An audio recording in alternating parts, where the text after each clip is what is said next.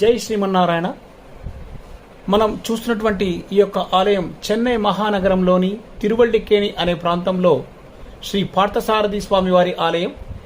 ఈ వైష్ణవ 108 దివ్య దేశాల్లో ఈ యొక్క పార్థసారథి స్వామి వారి ఆలయం కూడా ఉంది.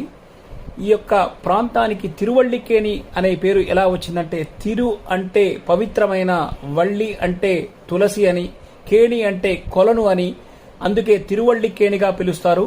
ఇక్కడ ప్రకారం ఈ ప్రాంతమంతా తులసి చెట్లతో నిండి ఉండేదని అంటారు.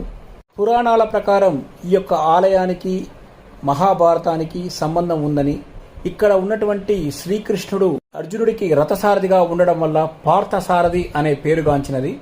ఇక్కడ స్వామివారిని చూస్తే కళింగ మర్దన అవతారంలో దర్శనమిస్తారు.